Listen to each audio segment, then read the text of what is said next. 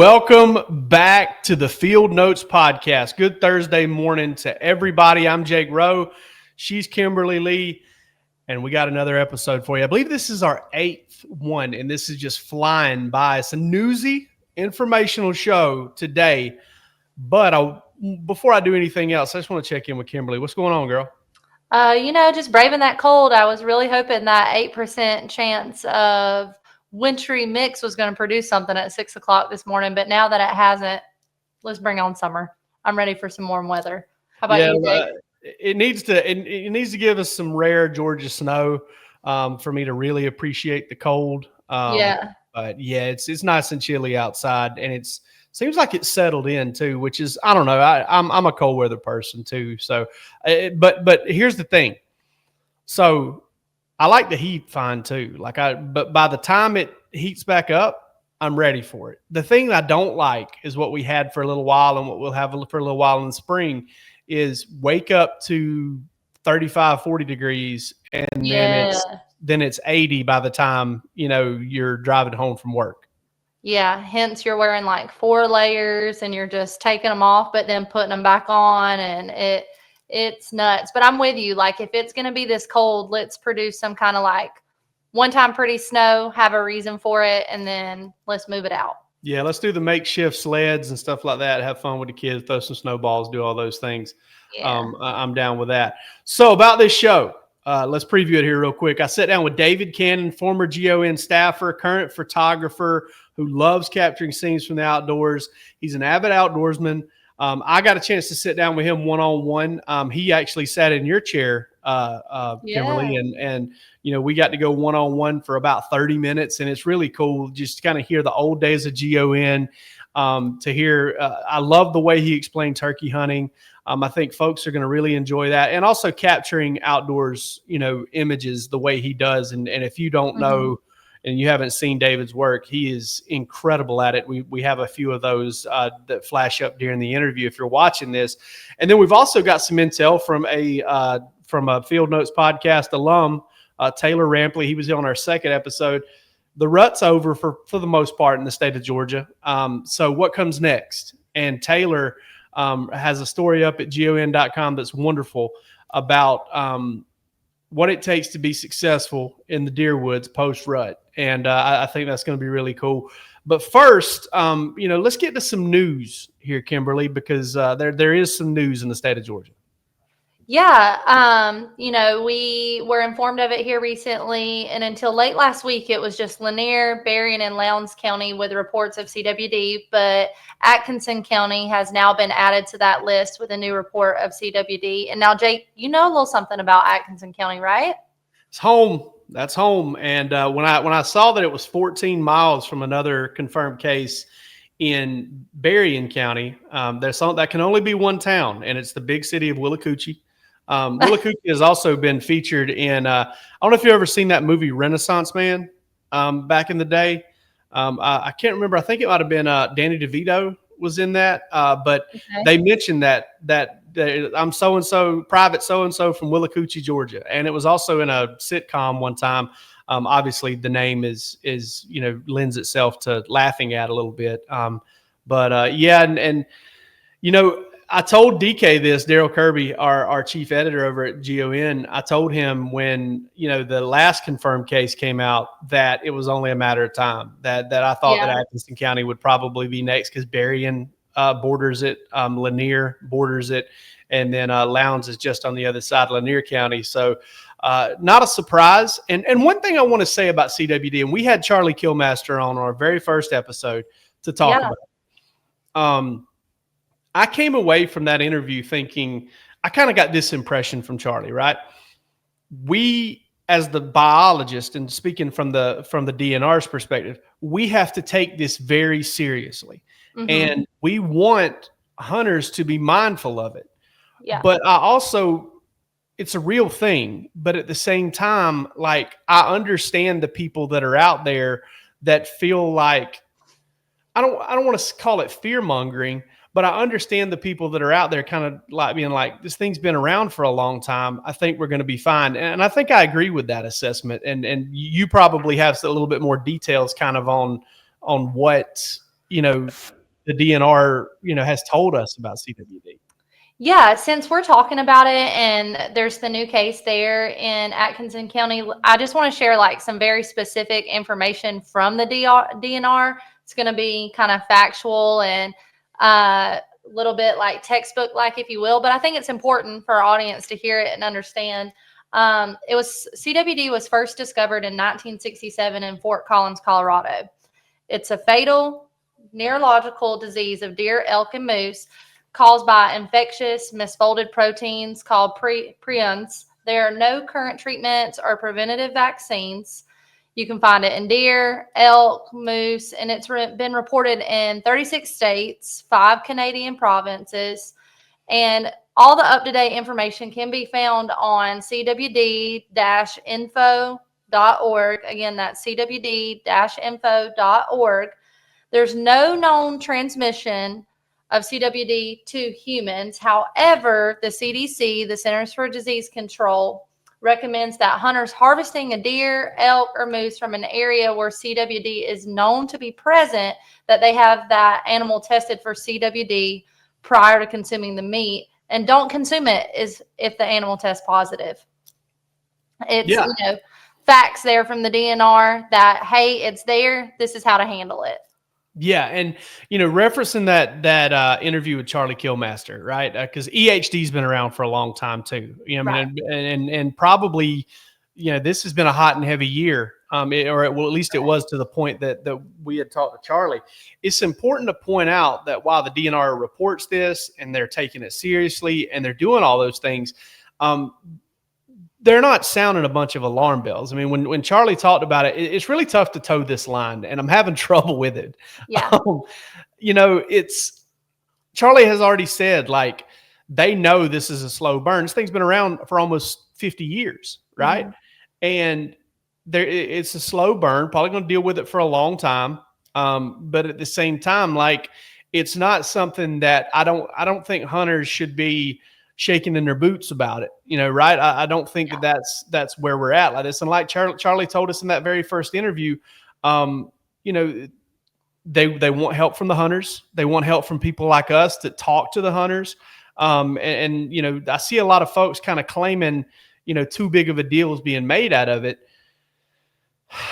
I just think that when the news gets reported, folks get this idea that somebody's trying to scare them. Right. Yeah. And listen, I'm preaching to the choir on that. I feel like the news probably does try to scare us a little too often. But at the end of the day, I just think everybody needs to be informed and kind of go about their business and, take the necessary steps. If you kill a deer in that management area, just get it tested. Just check it out and kind of help us understand this whole thing just a little better. I completely agree. I think you said it. Be informed, do your research, but also research your sources. Make sure your info is credible, it's backed, and then just proceed with the best sound decision for you and your family.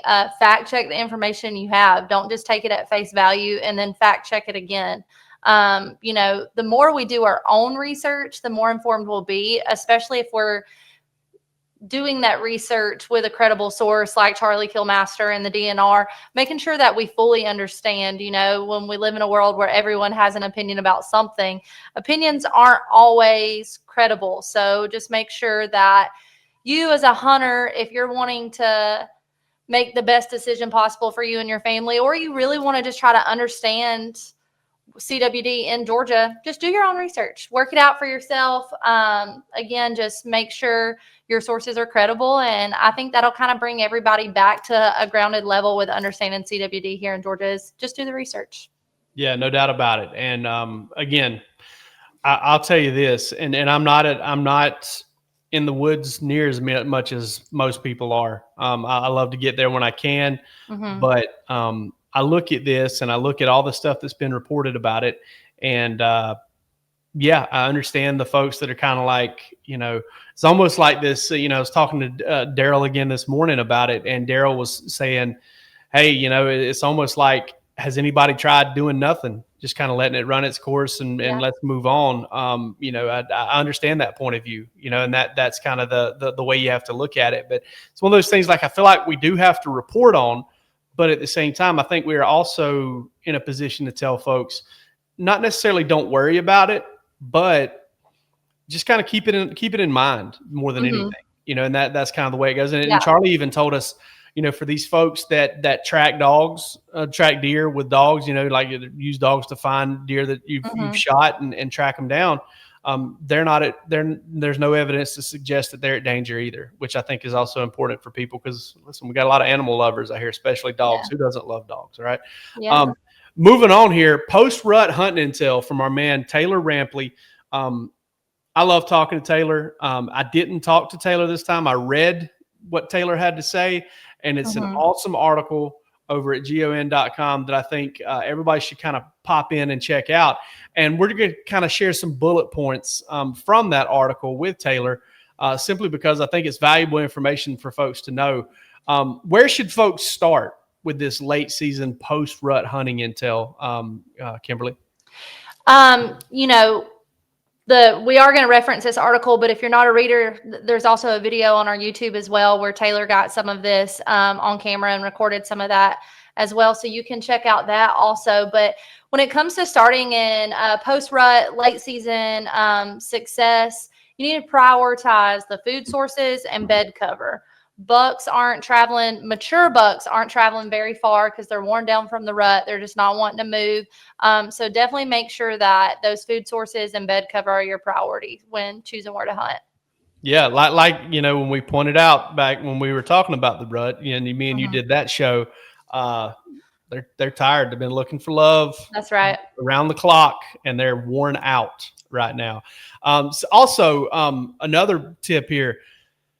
Minimize pressure. Be stealthy. Stay away from your food plots as much as you can as far as like the proximity of them. These jokers have been hunted hard already, right? Like they're sniffing and picking up everything. Like, it's post-rut and they're worn out, but they're also very clear-headed and they're very, cautious about where they are. So take your time.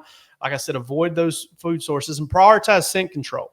That's another thing. It's like you're trying to make sure that you don't get detected on your way in.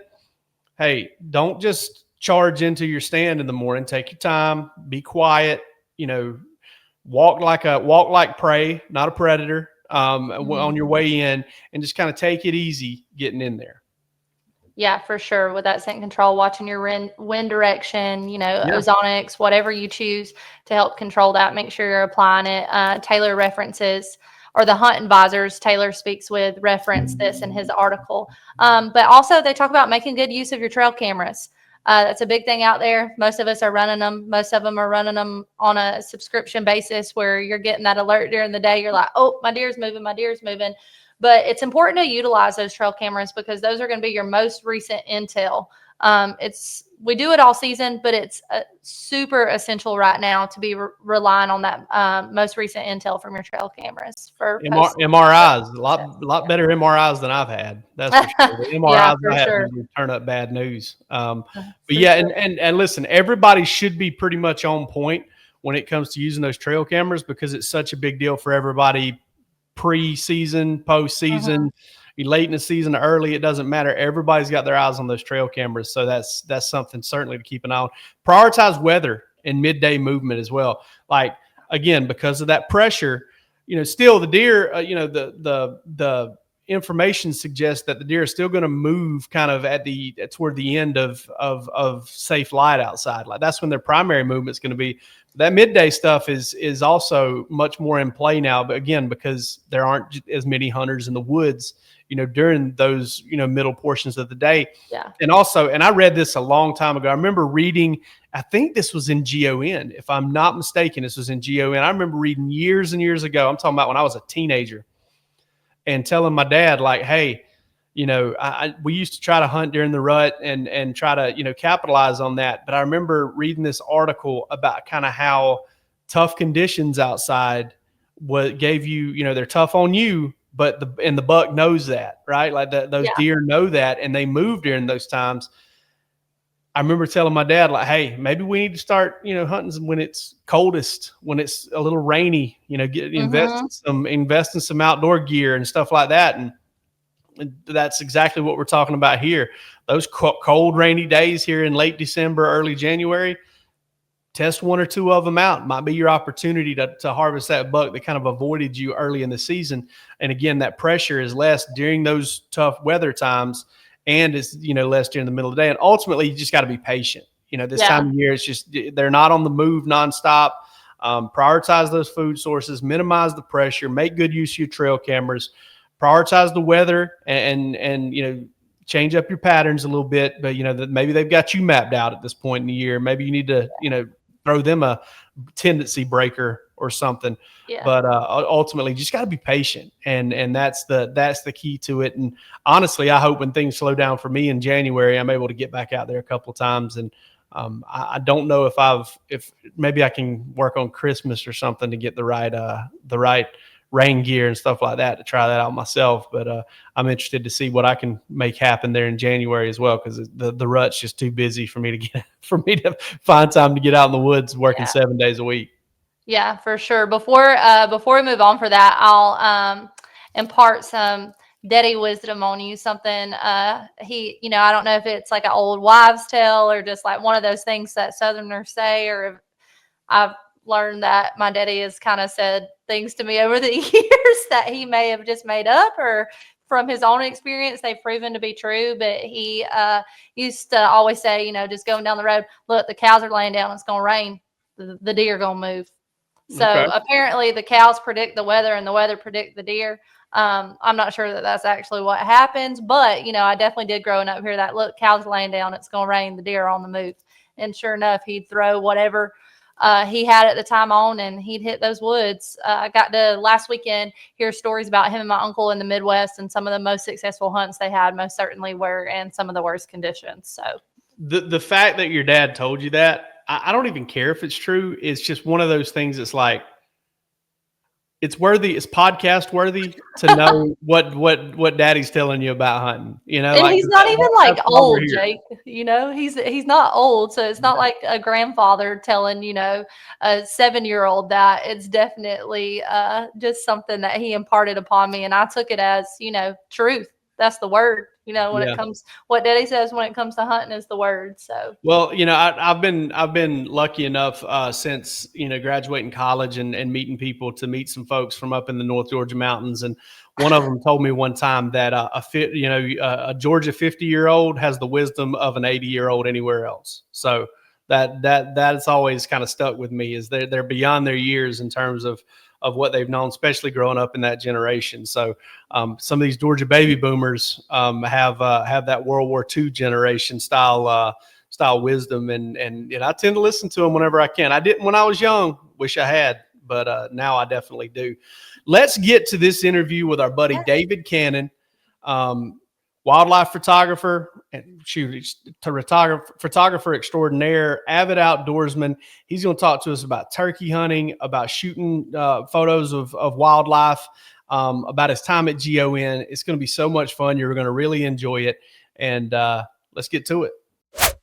Today, we're welcoming in David Cannon, former GON employee, writer, photographer extraordinaire. Now, David, you're in so many different spaces: sporting wildlife, travel, architecture. I think it's kind of your main jam now. Thanks so much for coming on, man. We appreciate it. Yeah, man. Thanks, Jake. Thanks for having me. It's awesome to be here. And I was just thinking, it's been a little over 20 years since I got out of college and started on staff here, but have been gone for 18 years. So it's really cool getting reconnected with some old faces and some new faces here at GON. No question, man. It's a special place. That we all do. And I really want to get into kind of some of the older days stuff. But before we do that, tell us about yourself a little bit. I mean, obviously, I can sit here and kind of rattle off a bunch of different facts and, stuff and from your history that we've talked about. But, just tell us a little bit about your background for those listening. Yeah. Oh, gosh, man. So right out of college, went and worked for Governor Perdue. So that's going to date me right there. Worked at the Capitol for about 6 months, and then decided I did not want to be in Atlanta for my career. So ended up out in Madison, Georgia. Worked here at GON for a couple of years, then went out to Augusta and worked for Morris Communications with their sporting group. It was like Gray's Sporting Journal was one of the titles, and then their fly fishing books, fly fishing publications. Worked for them for a couple of years until gas hit about $4 a gallon, Hurricane Katrina time, and Yeah. we were still living in Madison at the time, so started looking for work closer to home, and I ended up, oddly enough, being on staff at a church as pastoral staff for about a decade. And then during that time, really was learning photography more and more. When I was working for Morris, I got the chance to author a book on fly fishing in the state of Georgia that had a lot of photo opportunities in the book. I did not shoot photos, so the publisher let me hire a buddy that I worked with who was a great photographer. And so he started to teach me photography. His name's Chad McClure. He started to teach me photography while we were working on that book. And so I kind of kept that going. Like I ended up getting obsessed with it, was doing it on the side for a long time, even when I was at the church. And then ended up, oddly enough, doing it full time, a number of years later. And I've been doing that as my only job. I think we're ending year 8 of that. But then I was doing it at a full-time level for a couple of years before that as well. While I was still working at the church part-time towards the end of those years, my time there. And so since then, I've been shooting photos a lot for the last really decade. I shoot about 50 to 70 days a year for Bass Pro Shops and Cabela's. I shoot for Jarrett Rifles. Some of y'all might know, some of your audience might know who those guys are out in South Carolina. They build really high-end, insanely accurate hunting rifles. Shoot for Winston Fly Rods, Scientific Anglers, a bunch of groups like that. So, and then like you said, yeah, when I'm home, a lot of those jobs require me to travel a lot, and I have a wife and daughters that I'm trying not to run off. So, try to work as close to home as much as possible. And so I end up doing a lot of architectural photography, as weird of a mix as that might sound. Like in the Athens area, Atlanta area, North Carolina, South Carolina, try to keep it pretty close. And that's pretty much work life, work history in 2 minutes, I guess. Yeah. Tell us about you as an outdoorsman and you as a sportsman. I mean, what are you into? Because I know that, you don't just shoot photos. Everybody's got their interests. What are you into as far as hunting, fishing, that sort of thing? Yeah, I'd say now I'm a generalist. I've fished my whole life. I mean, I think I caught my, typical story, caught my first fish when I was probably 4, on my grandparents' pond up in Northwest Arkansas. We were actually just there last week for Thanksgiving. Not on that property, unfortunately, but I've been obsessed with fishing my whole life. I hunted here and there growing up. It was never something that I loved. I just didn't have enough exposure to it. Like I would go here and there when we were in Arkansas, like around Christmas break. I would go with one of my uncles very sporadically, like once every few years.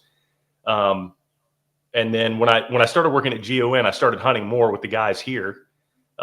Still wasn't super passionate about it. It's not that I didn't like it. It's just not, I've always just been fishing obsessed. So I think it was 2017. It was like 9 years ago now.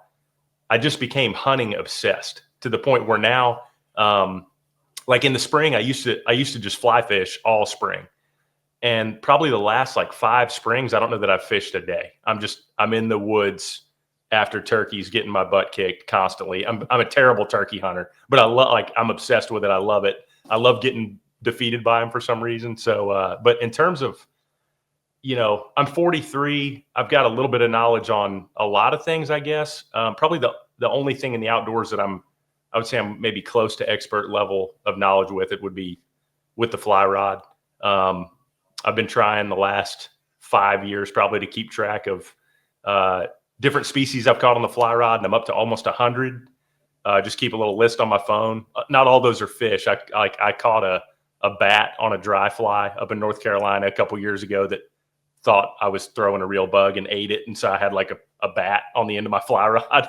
I've caught like soft shell turtles and stuff like that. So that list includes any critter that's eaten my fly, not necessarily just a fish, but everything from little tiny brim and brook trout and bait fish species all the way up to like sailfish on the fly rod and tarpon and stuff like that. So that's kind of, I don't know, it's probably what I know the best. but I'm probably most passionate at this point in life about getting in the woods, honestly. So talk to me about this turkey hunting thing, because I don't think you're alone in the Eastern kind of whipping your butt in the turkey woods. I think that's pretty common. A lot of folks, will tell you those things are incredibly smart. They're incredibly elusive. What about the turkey hunting thing? Just kind of, despite the, using your words here, despite the, getting your butt kicked, what is it about that just kind of brings you back every time? I think it's getting defeated. I think because I've had such a hard time figuring it out. And you mentioning Easterns, really, I've been other places in the country, not to hunt turkey, but to photograph turkey. Rio's in Kansas, Miriam's in Montana, Easterns up in Kentucky too. But I've got a couple weeks this coming April in Oklahoma, be photographing Rio's. The Rio's and the Miriam's are still, I would say, challenging. But it's not like our birds. Our birds are just, it's a different level. I'll tell you the big game changer for me was during the pandemic, all of my work stopped. And so I was the homeschool teacher all of a sudden, because my wife's an interior designer. And so her business went crazy because everybody was sitting there staring at their houses and everything that they wanted to do to them and calling her. So I instantly became the homeschool teacher. I decided I was going to grow a vegetable garden for the first time, and I wanted to turkey hunt more, because usually I'm like my two busiest times a year for my business are spring and fall. So I turkey hunted most days. And the thing that I ended up doing was I stopped using decoys. And I really did it to force myself to learn. I wanted to really learn how the turkeys use the land, where they're trying to get to, what they're looking for, where they want to be, what they want to do, and not lean on the decoys, just to up my game and up my knowledge. And I've stuck by that commitment for the past now, 6 turkey seasons. And I've killed 2 birds in that time. And I have gotten my tail kicked every way imaginable. I guess not. I'm sure there are more ways to come, but it's really fun. It's taught me a lot of lessons, but I think losing to them, especially with their instincts and you said it, like their intelligence in their environment is unbelievable. Yeah. Defeating them on their own turf where they exist 24 hours a day. When you're not able to, or when you limit yourself to, more traditional hunting styles, it's maddening and also very satisfying at the same time, because every time I get defeated, I'm filing away what happened. And then I've got other buddies that I'll talk to about, all right, here's what I did. What did I do wrong? What should I have done? And we'll get on the phone or go get some breakfast or something and talk about those things. One of my buddies is killed, but my lifelong, one of my best friends, he's killed in all 49 states. And so he's like my consultant. He's like my turkey consultant. So I'll tell him every time I get, my teeth kicked in, I'll call him and be like, all right, Ryan, here's what happened. What should I have done? And he'll be like, well, you could have done this, or you could have done that. This, I think, is what the bird was doing. And so it's like filing those little bits of knowledge away for later use.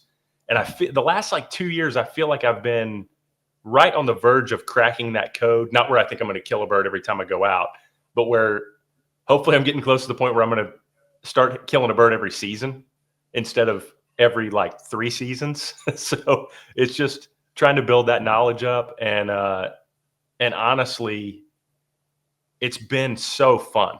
And I don't know the best way to communicate that, because I know our society, instant gratification is very present. But I think there's something to be said for a little suffering, a little pain, a little defeat, and letting that shape your strategy and your knowledge and your attitude when you approach a pursuit like that. And so honestly, it's because of all the failure that I'm obsessed with it, and probably will continue to be obsessed with it until I figure something out. Yeah. So tell me this. One of the things I feel like I'm learning this about. I'm not a big turkey hunter. I've never actually gone turkey hunting. I've always wanted to go. I've always Don't go. Don't do it. No, please don't. because you're going to do stuff like now what I do. Like I'm a grown man with a family who relies on me. And all spring I'll have a shoot scheduled and I'll wake up the morning of the shoot and be like, I wonder if there's any way I can like call my client and tell them I can't come. I have crazy. I can't do that, but I have those thoughts. So anyway, continue, but don't do it. Stick to whatever you're doing. I should probably listen to that advice. I'm probably not going to, though, just because I think there's something about us as humans and maybe even especially men. When you tell me something can grab me like that, I'm kind of like, let's see, let's see who's got it. But it seems like the common thread among avid turkey hunters is you're just kind of built to want to do things the hard way. Like you're a lot of folks just kind of seem to be wired that way. We were talking with Taylor Rampley, who's a field editor for us, an avid turkey hunter. He kind of had the same thing. Is that something, obviously that appeals to you? Is that something that kind of, is that David Cannon like all the time? Is that kind of something that permeates into your regular life, like doing things the hard way and doing hard things? I think in some areas, yeah, and some areas, no. Like in some areas, I'm probably too lazy or too apathetic. But I guess there is a common thread. Like fly fishing is half the time when I'm fly fishing, especially if it's for something a little more non-conventional, I'm like, I'm internally going like, this is the stupidest way I could possibly be trying to do this. Like the only harder way would be, trying to catch one with my bare hands. It's like, it's so archaic and just outdated and bow hunting, same deal. Yeah. I love bow hunting. I haven't done it once this season, unfortunately, because of work. But yeah, I think there is something to, I don't know, just going a little more basic, a little more old school, and having to develop some skills. I'll say like throwing a bait caster well is every bit as much of a skill as being a good fly caster. So there's stuff like that, and I stink, especially because I don't do it hardly ever anymore. I will never be on video throwing a bait caster. I promise you that, because it'd be just an embarrassment to my family. But yeah, I think there is something to just a challenge where you have to equip yourself with skills. And I don't know if that's a wiring or just you do it once and it kind of opens your eyes to, there's other ways to do things that maybe could be a little more fun and interesting. I always liken throwing a bait caster to playing golf a little bit. Like playing golf is harder, and I can obviously throw a bait caster much more consistently than I can hit a golf ball. But every now and then it's going to go wild. Like every now and then you're going to have something that's going to, really change your day. And for no apparent reason. You're like, the muscle memory is there. It should be locked in. Yeah. And for some reason, just your thumb goes sideways and it's all over. Yeah, you bird nesting all day. So let's switch gears here a little bit. Take me back to your time with GON. How much time did you spend with GON? And is there any fun stories, any through the development, and you got to watch a certain era of this behemoth that's been here forever? What was it like? What was your time at GON like? So the first two things that come to mind, one it was my first experience with GON long before I ever worked here. And that was, I had the good fortune of, I grew up and played basketball with a guy named Matt Bailey. Okay. And his dad was Brad Bailey, who was longtime editor here at GON. Awesome family. And the Baileys are some of the best people that have ever walked the face of the planet. And I think it was our freshman year of high school. It might've been sophomore year, but Mr. Bailey had to write an article on Lake Seminole. And so for spring break, I got to go down with the Baileys to Lake Seminole, and I'd never been down there before. And like still to this day, pond fishing is my favorite. I mean, it's just, takes you back to childhood and simplicity and what's next to that stump or what's under those lily pads. And that's all that Lake Seminole is. It's just a big flat lake, just full of structure, full of cover. And we didn't have a great week. Like Mr. Bailey, well, actually Mrs. Bailey caught a few nice fish. Mr. Bailey caught a couple nice fish, and then Matt and I maybe caught like one apiece and caught a couple catfish or something like that. But it was so fun. And I just remember thinking like, this is Mr. Bailey's job. This is so wild. So that was my first exposure. And Matt and I got horribly sunburned. It was the worst sunburn I've ever had in my life because we decided to take our shirts off and show off our buff 140-pound frames on the lake, or under the Lake Seminole sun. So fast forward to I got out of school. I was working in Atlanta at the Capitol, and decided I did not want to stay in Atlanta. And I was on the email thread for this guy named Jeff Derniak, who was fisheries supervisor for DNR. And he sent out some email. I don't even remember what it was about. And I accidentally did a reply all asking him a question about it. And Mr. Bailey was on that email thread. I hadn't talked to Mr. Bailey since my senior year of high school. So it had been 5 years. And Mr. Bailey replied to me and he said, "Is this the David Cannon I know?" And I said, "Yeah." So we got to talking. He said, "What are you doing?" I said, "Well, I'm actually finishing up my time at the Capitol. I'm looking for work." And he said, "What are you looking for?" And I said, "Well, I don't know. I just don't want to be in Atlanta." And he said, "Well, we've got a position open at GON for ad sales." And I was like, "Oh man, that sounds great." I just gotten my business degree and was interested in that general world. Right. And then the fact that it was GON was just, I was like, there's no way I'm going to get this job. So I had my first interview with Mike Rhodes, which was awesome. I mean, Mike's another one of those guys. Like, I don't know that, diehard GON readers probably have a sense of this, but for those who just read it casually, or those who pick up a magazine every now and then, some of the best people you could ever meet are the people who have been making GON and have been on staff here for the last 30, 40 years. Without question. So Mike was one of those guys, like, just instantly loved him. Got called in for a second interview. And before the second interview, Mike called me and said, they wanted to bring me back for a second interview. And he said, "I just want to let you know, Steve Birch is going to be in on this with us." The original owner of GON, longtime publisher. And I don't remember exactly how he put it, but it was something to the effect of, like, you need to be ready for a curveball. Like, he might not ask you anything related to the job. He might just be trying to, like, get inside your mind and figure out how you think and what makes you tick. And are you a critical thinker and all that? And so I found out just within the last year, I found out that the guys like Daryl and Mike and them still tell the story about that interview. 20 years later, they still tell the story. So I got in there, and I wish I had written everything down that Steve had asked me. But the first thing he had me do was stand up, open up a copy of GON, and read aloud to him and Mike. So it was like me standing up at a conference room table with these two guys, and I'm reading aloud. And then he asked me 4 questions, and I can only remember 3 of them. And just so I don't come across as like a know-it-all, or that I think I'm smart, if he would have asked me probably any other questions, I wouldn't have known the answer. But he just happened to hit on things that I knew. And so he asked me, why do we have 4 seasons in Georgia? And so I had avoided, like, chemistry and biology and all that in college. And I took, where I went to school, astronomy was like the easier science. So I took that. And so I knew the Earth was at a 23.5 degree tilt on its axis relative to the sun. And so how it, when it orbits the sun, the amount of sunlight. So I'm explaining all this. And then he said, how does an internal combustion engine work? And so I was like a car guy, like most guys growing up. I was a car guy, car obsessed in high school and college. And so I said, "Do you want the complex answer or the simple answer?" And he said, "Well, give me the simple answer." So I said, intake, compression, combustion, and exhaust.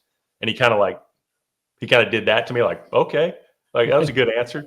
And so he was asking me, like, nothing he was asking me had to do anything to do with the job. And so I somehow made it through that and got the job, and was so excited to move out. I was actually living, I think, in Athens when I was working at GON, but just such great people, such a great atmosphere and company culture. Everybody was there. Everybody that was there was so talented and could have been many other places making more money, getting more status or titles or whatever, but they were passionate about what they were doing.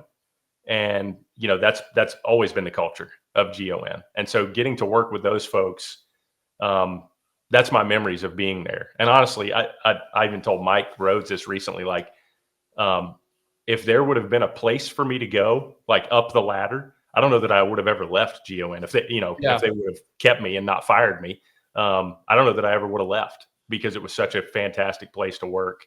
And to work for a place where when you go and you're talking to people who are readers, they love what you're doing. Even if you have just a teeny tiny part, they're bought in. It has that brand loyalty, which is just a cool thing to be a part of, especially, right out of school. Most of the time, most of my friends were taking jobs they didn't necessarily want to take, but they were taking them to get experience and to have that opportunity to, be a part of something was really cool. And something I'm still really grateful for 20 years later. You hit the nail on the head, because, it's a little bit of a different scenario. I was working here this summer, helping out with some things. And there was a situation up at Lake Chatuge where the Tennessee Valley Authority has to, they have to fix the spillway. Yep. And the initial estimates were they were going to have to draw down the lake for like 7 years, and it was going to affect tourist season and it was definitely going to really negatively impact the town of Hiawassee. And so, I talked to the TVA, and I talked to the folks at in Hiawassee and at Lake Chatuge and different marinas and a fishing guide and things like that. And I wrote that story. And I remember one of the things that resonated with me after I wrote that story was, wrote the stories, they made decisions and everything. And the TVA reached out and they said, hey, thanks for writing that story, and thanks for being fair, and thanks for doing this, and thanks for doing that. And then also the people of Hiawassee that I spoke to did the exact same thing. And I was kind of like, I come from sports writing world, right? Where, normally somebody's ticked off when you break a story, when you write a story, when you cover something. And that was unique for me. And it's a very unique field to be in. It's a very unique place to work and place to be around people. And you're 100% correct. Some of the greatest people I've ever met in my entire life. And I haven't even known them that long, but it doesn't take long to figure out either. Yeah. It doesn't take long to figure out how awesome these folks are. Oh, yeah. Looking at your photography background, where does wildlife and sporting and outdoors, where does that kind of sit in your interests as a photographer? It's number one. It's one of those things where, I always have to consider, like any business owner, I have to consider profitability and revenue and all that stuff. And so where I'm at in life, this is an interesting thing. I'm going to try to not sound like a downer when I say this. Most of the people that I know, at least, who do what I do for a living, but are exclusively in the outdoor field, where they're having to, I don't know of any outdoor photographers that work in the hunting and fishing space that they get to work close to home. You have to be on a plane, you have to be mobile, and that comes at a cost if you let it. Most every other outdoor photographer that I know who is 30, 40 years old or older has been divorced at least once. And so, for me, I look at that and I say, whatever career success I have, if it comes at that expense, it's not worth it. And so that's really why I end up staying home as much as I can and doing the architectural stuff or shooting stuff. Sometimes I'll do stuff like shooting for Coca-Cola in Atlanta, or shooting for, like the Georgia Aquarium, ad campaigns for them or something like that. Stuff that's relatively local, where I might miss dinner, but I'll at least be home for bedtime with the girls and sleep in my own bed and be present.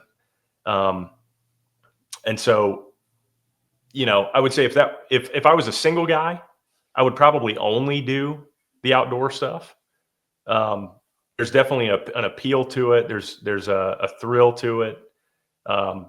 Getting booked for some of the shoots that I get to do every year are things that I never imagined I'd be able to do. Just this year alone, I was just writing some of this stuff down last night. This year alone, I've shot 4 clients in the Amazon, Guatemala, 3 different trips to Montana. I had a 2-week-long mountain goat shoot in Alaska. I had a fly fishing shoot in Austria. I had a red stag and chamois and tar shoot in New Zealand, which that's been my number one place I've wanted to go for over 20 years.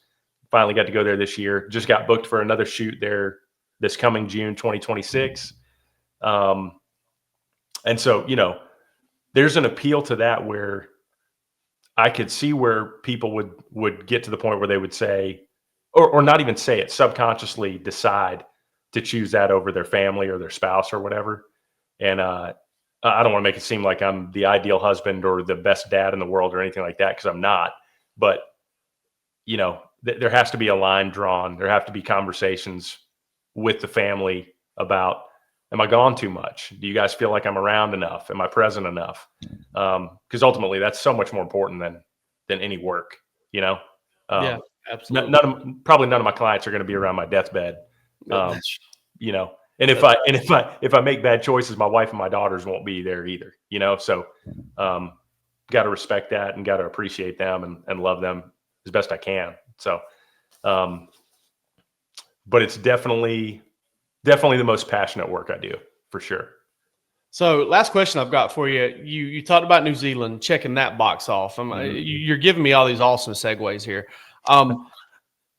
What's next? Like, what's the one thing, that kind of bucket list, big box you want to check off as far as travel, hunting, fishing, shooting, photography? Which one's next? What's your next frontier? Man, that's a good question. I've got, in January, I'm going to Uruguay to photograph golden dorado fishing. And I'm really looking forward to that one. That's one I've not done before, but one that's been on my radar for a long time. So I think that'll be an awesome one. I've always had, for a long time, I've wanted to go to Mongolia to do taimen fishing, like the world's largest trout species. They get up to 80 inches or something like that. They're gigantic, big river trout. Man, other than that, I don't know. It's hard to honestly, the ones that I think about the most, you've got that pheasant photo up right now. Like, I love revisiting certain places. So as weird as it might sound, like Venice Fishing Lodge in Venice, Louisiana, Captain Billy and his family that own that place. I love going there. It feels like a second home. I love going to, there are 2 pheasant operations in South Dakota where you go there, you feel like home. I love going to Trophies West Outfitters near Billings, Montana, for mule deer or for turkey or antelope or whatever, and just being there with people I've visited with multiple times, like the family that owns that place. Those are the places I find myself thinking about more, as opposed to like the next big place, I guess. And I think it's more because, I'm with strangers a lot. I'm with people that I don't know a lot. So there's a lot of small talk. There's a lot of getting to know each other talk. And it's really nice. As much as I enjoy that, it's really nice being able to revisit places and revisit with people you've already met and kind of strengthen or deepen a friendship, have more experiences together, have more conversations. That's the stuff. Do I sound old when I say that? Not to me, you don't, because I'm 1 year younger than you, and I have the same kind of inclinations like that. Yeah. That same type of stuff makes me tick too. Yeah, that's it. I mean, there are a ton of other places I would love to go. I don't have any desire to go to Antarctica. But pretty much anywhere else. I would love to go to Namibia. That's a place I would love to go to. Okay. I went to South Africa 2 summers ago to photograph a ton of plains game and hunting all that stuff. And that was awesome. And the ranch where I was, that same family owns a really like 140,000 acre ranch in Namibia. And so I'm hoping in the next year or 2, I'll get to go there and experience that. Africa is pretty, everybody says it, like you go there and it's out of control. There's just animals everywhere. You're hearing, here and there, you'll hear lions roar off miles in the distance. It's just, it doesn't seem real. Well, man, I really appreciate it. And I can almost guarantee you that if you're willing to talk again, we are too, because I feel like we just kind of scratched the surface of not just your experience and what you've done, but just kind of the whole thought process behind it. And, some stuff I definitely want to get to in the future, but man, I really appreciate your time. Thank you so much. Yeah, Jake, man, anytime. I'm just down the road. So let's do it again. Can't wait. So Kimberly, I got to say, I did that one-on-one and I've gotten into a little bit of a cadence and a comfort level having you or Braylon to kind of impart a little bit of a different angle as far as question asking. What stood out to you? What was kind of the interesting part of listening to David? Yeah, so by far one of my favorite interviews. I've loved all of them, but obviously I'm going to have an immediate connection to the trout fishing part. Yeah. So, that anybody watching, if you know anything, or listening, if you know anything about me, you knew that's what I was going to love. There were three things that probably stood out to me the most. In relation to his sportsman lifestyle, his outdoorsman lifestyle, he referred to himself as a generalist. Meaning, like, hey, I want to hunt, I want to fish, I want to enjoy everything that the outdoors has to offer. And I think there's no better state we can live in than in Georgia to be an outdoor generalist, because there's so many things about the Georgia outdoors that you can do. Everybody talks about how challenging it is just in general, and it is, yeah. but it's also cool because you really can do almost all of it. Like, there's so many different buttons you can press in Georgia. I like that. That's exactly right. You brought it up before previewing David's interview about turkey hunting, and I've always said turkey hunting is my favorite. I've never even harvested a turkey. I've not done that. But growing up, that was absolutely my favorite thing to do, was to get in the woods with Daddy and go turkey hunting, because there is nothing like being on a ridge line and hearing one holler, across to the next ridge line, and it's just exhilarating. So I can just listening to David talk about that and describing his journey to becoming a turkey hunter. And this is what I love about this. Every turkey hunter we talk to, they're addicted to the chase. They're addicted to the hunt. They're addicted to getting better at turkey hunting, at harvesting a turkey. Like, in my knowledge, it's one of the most fun things you can do without getting a prize, if that makes sense. Like, yeah, you're not always going to walk away with a trophy, but it's still like the absolute best time. And David, he expressed that too. Yeah, no, that's what stood out to me about the interview is I don't know that this is so many different things make the outdoors special, and the Georgia outdoors in general. But you talk to Taylor Rampley and you talk to Jay Maxwell, and their nemesis. They talk about it like it's their arch nemesis, the Eastern. Yeah. These Easterns that we hunt in Georgia, specifically, obviously turkeys, that they are so tough and they're so smart. But everybody kind of has that same mentality of, I get defeated. There's a rivalry, like we win one, we lose one, we win one, we lose three, we win two, we lose five. I don't know that there's any other space really. I mean, I guess, if you wanted to tie it to sports, maybe, and I brought this up to David, like golf, you go out there, you kind of get your butt kicked and you just really want to go back again and kind of do some things differently. You think you got it figured out, but you really don't. Yeah. I saw an interview here recently where Blake Shelton and Michael Waddell were sitting down. They were talking, and I laughed so hard. There's a reason it can't be this way. And Blake Shelton was like, man, with all the technology we've got, and some of you may have seen this short video, how come we haven't kind of developed or helped turkeys figure out how to, to have their young up in trees somewhere. That way they're not on the ground. They're not getting eaten every time. They're not paying attention, to kind of get the population up. Michael Waddell responded with, this is why you fly. This is why you have a plane and I drive around in a pickup truck, because you think about things on this deep level. And clearly you can't do that. There's a reason you don't do that, because turkeys the mom doesn't feed their young, like they don't actually directly feed them. They eat on their own. So, they can't get down from a tree if they're up there. So that's the reason, or one of the biggest reasons. But I just thought that was so funny that you've got these people who love to hunt turkey out there, and they're just trying to figure out a reason to get more of them. So maybe I don't come up empty so often. Yeah. But still, I mean, nothing has made me want to go more than hearing Taylor and Jay and David and the folks we've had on here, the Feathered Tines guys, talk about turkey hunting. And I'm going to make it happen, whether I have to talk Jay into it or whether I have to talk Taylor into it. I'm going to go turkey hunting at some point. And hopefully, I have the same feeling that they have. Like getting my butt kicked makes me want to come back and do it. Absolutely right. It's just something, it's almost like, I don't know if it's because, I don't know if you know this, Theo Vaughn has a video where he refers to a turkey as America's bird because of the coloration. So I don't know if it's because you're like chasing, the red, white, and blue, or for me, it seriously was, Jake. Like it was just hearing something so loud and like rolling through.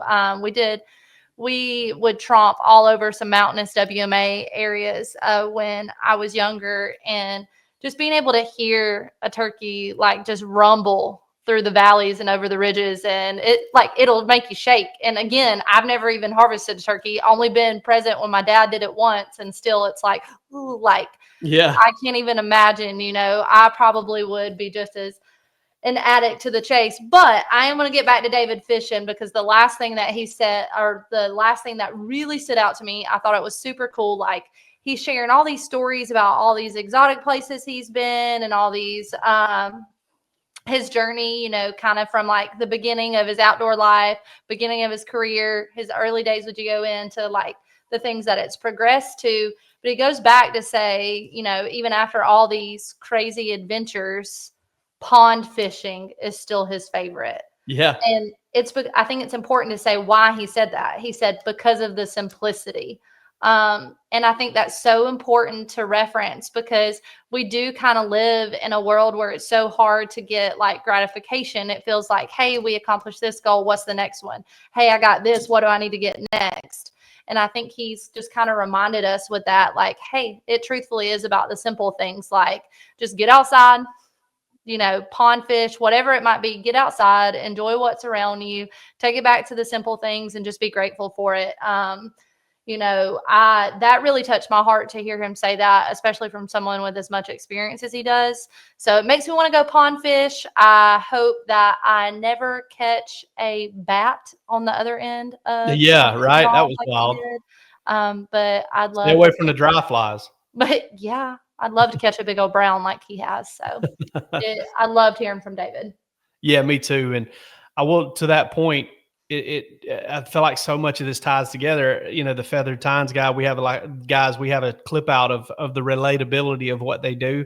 And I think that's probably why is pond fishing is so relatable to everybody. I can't tell you how many conversations I've had with God and how many thoughts that I've had, just barefoot walking around a pond, fishing off the bank, throwing at a strike, like seeing something bust the top of the water and then trying to throw at it. And, with maybe 1 out of 50%, miss or bird miss my bait caster at the same time. It's you're right. Fishing, there's something serene about that. And I'm sure this is somebody who's never trout fished and done the stream thing. I'm sure that there's a lot of the same serenity you can find in doing that too. That's absolutely right. I mean, you see things that are so untouched, so, changed by the forces of nature throughout the year. You'll be so far back in the woods, you'll see things that nobody else is going to see, and you could only see by getting there. And then to get to catch a fish in the middle of all of it, like, it's just remarkable. Yeah, it is for sure. It's kind of wild hearing you say forces of nature when that's your nickname. You are the force of nature. We love you guys. Thank you so much for joining us on this episode of the Field Notes podcast. Get out there, enjoy it, and we'll just be working to put together another great episode. Y'all take it easy. See ya.